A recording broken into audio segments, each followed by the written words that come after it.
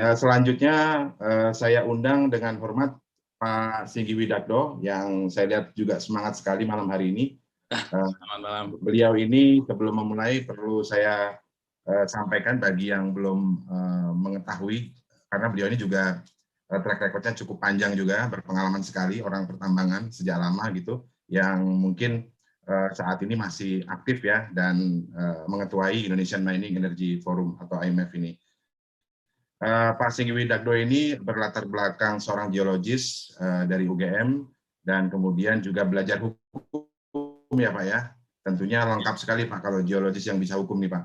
Saya sudah mengalami sendiri Pak gitu.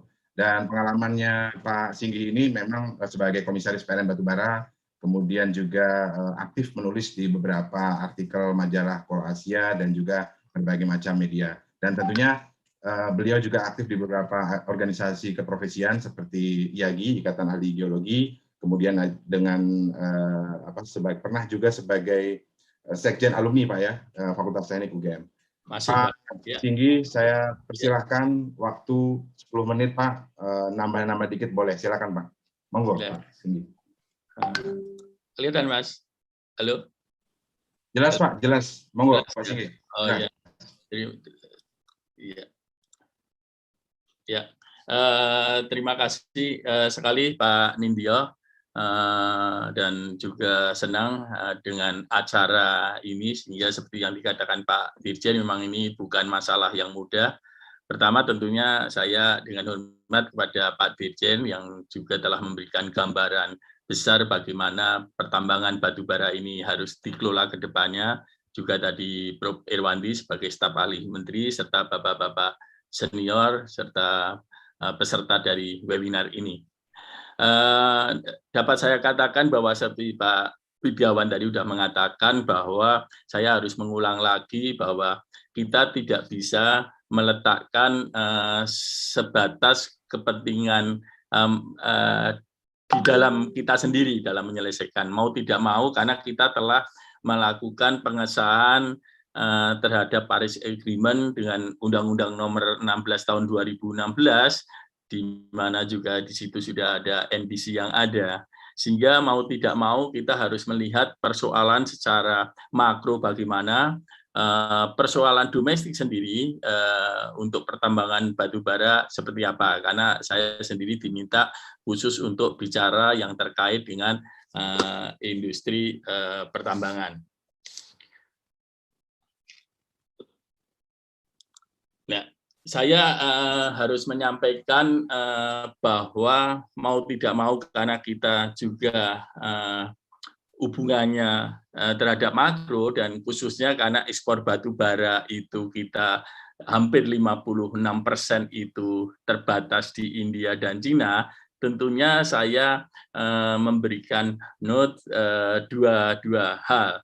Satu, di saat CEO Forum Kompas tahun 2021, kebetulan saya sendiri juga hadir di acara CEO Forum Kompas, Pak Jokowi juga mengingatkan bagaimana kita masuk ke wilayah industri sehingga batu bara kalau memungkinkan memang tidak diekspor kembali dan lebih diarahkan untuk setengah jadi, sehingga permasalahan atau tuntutan DME untuk menggantikan subsidi LPG yang ada ini menjadi satu pekerjaan yang tidak mudah. Bahkan Pak Jokowi memberikan target 3 tahun ini, kalau kita bicara tahun 2019 dan ini 2021, tentunya kan 2 tahun, dan ini kita akui bukan hal yang bisa jadi akan terrealisasi baru di tahun 2026 yang diapali oleh PTBA, kemudian Arutmin melalui metanol ya, yang PTBA untuk DME. Namun terkait dengan batu bara yang lain, justru saya melihatnya kita perlu melihatnya ke depannya seperti apa, karena saya tidak akan bicara dalam konteks tahun ini dengan harga batu bara yang sudah menyentuh level di 147 per tonnya ya di indeksnya, dan mungkin diperkirakan akhir tahun batu bara masih relatif cukup bagus untuk pemerintah, baik di sisi PNBP maupun untuk pengusaha. Namun saya justru melihat bagaimana industri ini dikelola ke depannya bukan pada level tahun ini, tapi bagaimana kita melihatnya tahun depan. Demikian demikian seperti juga bagaimana ambisi NDC atau ambisi untuk carbon netral di tahun 2060. Ini keseimbangannya seperti apa? Karena kalau Presiden Jinping mengatakan bahwa dia akan mengoptimalkan batu bara sampai di tahun 2025. Sehingga kalau kita produksi Cina itu di tahun 2020, 2021 ini naik. Bahkan dia akan menaikkan sampai level 4,3 miliar ton. Setelah itu dia mungkin mengambil sikap untuk flat di dalam produksi mereka, sehingga apakah ini juga akan mempengaruhi nantinya pada keputusan untuk mengimpor batu bara. Demikian juga Perdana Menteri India, kalau kita lihat Modi, dan dua-duanya mengatakan di Leader Summit on Climate di Amerika, itu mengatakan bahwa dia akan komitmen untuk membangun 450 giga di tahun 2030 untuk EBT, dan dia juga menargetkan di tahun 2022 ini sebesar sampai 2022 sebesar 175. Sehingga saya melihat ini sesuatu hal yang harus kita perhatikan dalam kita melihat bagaimana industri pertambangan ini, sisi makro kita harus melihat seperti apa, di sisi domestiknya kondisi kita seperti apa, dan langkahnya seperti apa. Ini yang mau saya sampaikan. Nah, kalau kita kalau saya melihat kondisi kita, produksi kita kan naik sampai 625, dan kita sadar bahwa India itu menyerap 26%. Demikian Cina 32,6%, sehingga otomatis hampir 50% lebih ini yang harus kita lihat secara detail. Bahkan kalau perlu G2G, bagaimana kita memperkuat bagaimana sikap Cina dan India terhadap industri batubara kita. Karena kalau kita melihat Cina, arahnya naik seperti yang di tabel kanan, dia produksi naik terus di akhir tahun 2021 juga naik, mungkin kalau hujannya sedikit turun karena itu cuaca, tapi secara konsepsialnya dia naik. Demikian juga India, kalau kita lihat total itu di 2020-2021 itu 716, namun target India yang dulu orang mengatakan mungkin dari sisi kualitas, sisi concern terhadap infrastruktur, tapi bahwa ada target 1 miliar ton yang India akan coba untuk produksi, dan semua captive untuk kebutuhan di dalam negeri. Selain dia juga akan memperbesar EBT. Sehingga apakah dampak Cina dan India ini terhadap impor kita, dan bagaimana kita mempertahankan industri pertambangan kita di level next 5 tahun, ini yang menjadi sangat penting menurut saya. Nah, kalau kita melihat, saya melihat di tahun 2021 itu produksi kita 625. Katakan saya melihat ke ekspor Cina, India, dan negara lainnya, karena yang lainnya kan sekitar 6%, 5%, termasuk Malaysia, Vietnam, Korea, average lah 6%, sehingga saya melihat ada ekspor sekitar 450 juta di tahun 2021. Namun saya melihat dari sisi ekspor cenderung kuat, sehingga memang semuanya relatif beban ke ekspor. Kalau kita melihat PLN IPP di tahun ini, dan PLN dan IPP itu 113 juta ton, plus industri 35, maka pemerintah mengeluarkan kebijakan DMO sebesar 138 juta. Ini masalahnya terjadi bagaimana setelah tahun 2025, bagaimana sikap India dan Cina di tahun 2025, bagaimana produksi Cina, India kalau mampu ditingkatkan menjadi 1 miliar ton, bagaimana dampak terhadap ekspor kita, mengingat domestik tidak akan tumbuh cepat. Sehingga kita harus melihat bagaimana di tahun 2025 itu menjadi sangat penting, karena di tahun 2025 itu PLN itu baru menyerap 125 juta, itu PIBP. Industri 75 juta, mungkin itu kita tambah dengan smelter. Kalau kita lihat di tahun 2030, katakan PLN dan IPP itu perlu 167 juta ton. Kalau kita melihat industri, katakan kita dengan asumsi smelter itu totalnya 7-8 gigawatt, itu membutuhkan 140 juta. Kalau PNT lah, ini PNT ini downstream itu seperti Pak Dirjen mengatakan terlambat, ya saya katakan terlambat. Karena tahun 2030 kalau kita lihat, itu paling hanya akan disupport oleh 6 perusahaan, khususnya perusahaan PKB 2B, yang akan berubah menjadi IUPK. Dan ini pun kalau kita anggap beroperasi di tahun 2030, itu otomatis dia hanya menyerap sekitar 32, average 6, juta, seperti PT BA itu 6, juta ton. Mungkin Arutmi 6, juta. Anggap aja rata-rata 6,5 juta, itu baru 32. Sehingga totalnya di tahun 2030, demand domestik baru 340 juta.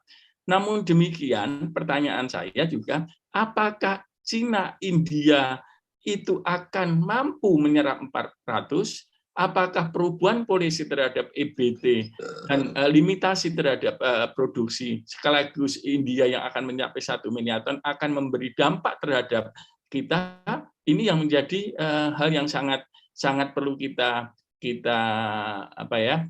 dalami secara detail. Mungkin dalam pengertian kita tidak akan bicara 10 menit kali ini, tapi bagaimana kita tetap akan bisa mendiskusikan terus-menerus dengan pihak ISDM agar mana pilihan yang terbaik.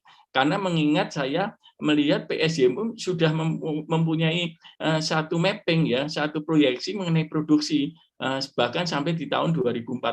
Di mana di tahun 2030 itu dia baru menetapkan 673. Dan ini tentunya kan dengan asumsi India dan Cina menyerap. Bagaimana kalau dia mengurangi? Dan bagaimana dengan pertumbuhan IUP yang secara total sekarang berjumlah 1.228 IUP, termasuk PKB 2B yang berjumlah 68. Tapi ini kan menjadi hal yang perlu antisipasi. Apalagi nanti kalau kita melihat ke depan dengan program PLN, karena mau tidak mau memang PLN berusaha dengan NDC yang telah kita sepakati, itu bahwa PLN juga akan effort ke sana, khususnya mempensiunkan PLTU batubara, membuat dengan coal firing, dan melakukan teknologi ultra supercritical menambah. Namun intinya kita juga melihat di tahun 2030 sampai tahun 2050 seperti apa. Kalau kita melihat apa yang disepakati disampaikan oleh PLN, bahwa PLN itu akan mengurangi mulai 2030 1 giga, mungkin impact-nya hanya sekitar 5 juta ton. Di tahun 2035 dia akan 9 giga. Impact-nya sekitar hampir 45 juta ton.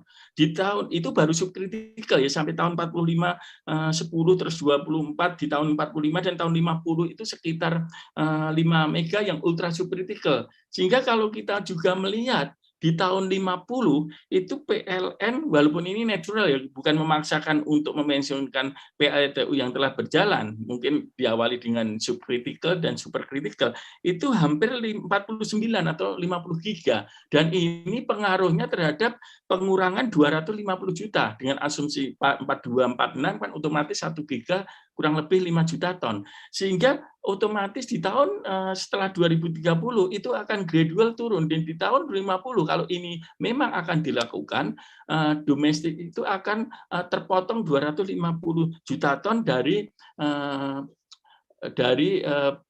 pensiunkan PLTU sebesar 50 giga. Ini sesuatu hal yang sangat harus diperhatikan.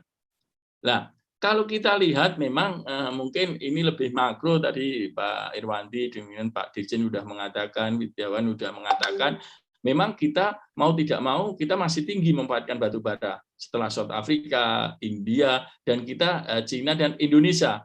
Mau seperti tadi disampaikan bahwa memang jelas bahwa emisi Cina jauh lebih besar dibandingkan Indonesia karena memang jumlah PLTU batubaranya. Tapi secara makro bahwa di dalam kondisi transisi saat ini memang fossil fuel masih menguasai sekitar 61% dibandingkan yang fossil free baru 39%, dan kita diletakkan memang besaran kita di 60%. Ini juga kalau kita melihat kenapa saya India dan Cina, karena saya melihat bahwa kita itu berada pada bandul ketergantungan yang sangat tinggi terhadap ekspor hanya 2 negara, India dan Cina. Ini kalau kita melihat elektrifikasi, ini kalau kita melihat memang secara nasional makro, India dia berusaha mengurangi PLTU di tahun 2000, katakan 19 ke 2030 dari 72 menjadi 71, demikian juga Cina berupaya menjadi 6861, dan walaupun secara dunia juga turun, tapi Indonesia memang jujur kita terjebak dengan pembangunan yang harus diselesaikan karena financial closing sudah ada, bahkan sudah pada tahapan EPC, sehingga otomatis kita di tahun 2015 sampai 2020 justru naik menjadi 60%. Nah, ini tentunya dengan kondisi PLTU yang sebagian juga dengan konsep kontrak take or pay, ini tentunya juga mesti kita harus perhatikan secara detail bagaimana pengendali batubara di dalam negeri, bagaimana tuntutan kita terhadap NDC itu harus kita letakkan secara proporsional.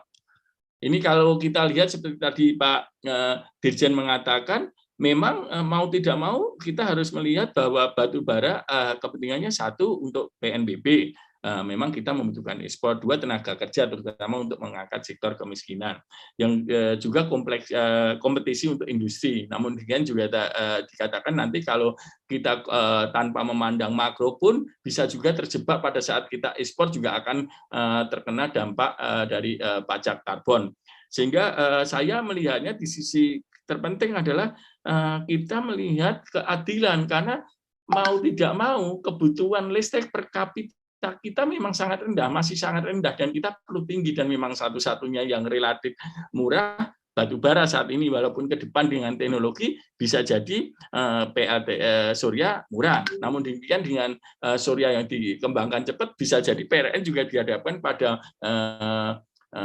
margin riset margin power yang sekian besar, sehingga toh nanti kalau dikurangi juga subsidi government, sehingga saling mengkait. Sehingga kalau kita melihat Indonesia dari sisi kebutuhan listrik per kapita, Bapak-bapak Ibu bisa lihat kita tuh jauh rendah, kita di bawah Meksiko, kita hanya di atas India, bahkan di rata-rata dunia pun kita rendah. Tapi negara-negara Eropa memang dia sudah menikmati bagaimana kebutuhan listrik per kapita itu sudah cukup baik. Sehingga saya melihat satu ini mungkin sebagai penutup, bahwa mau tidak mau arah kita harus melihat secara proporsional, bahwa kita jangan melihat produksi saat ini, kita juga jangan berpuas langsung dengan harga naik saat ini kalau kita memang ingin melihat peta kedepannya skenario ini seperti apa. Sehingga saya mengusulkan memang di dalam produksi nasional di tahun 2025 kita harus melihat bagaimana pola top down skenario yang harus kita lakukan, di bottom up regional yang harus kita lakukan.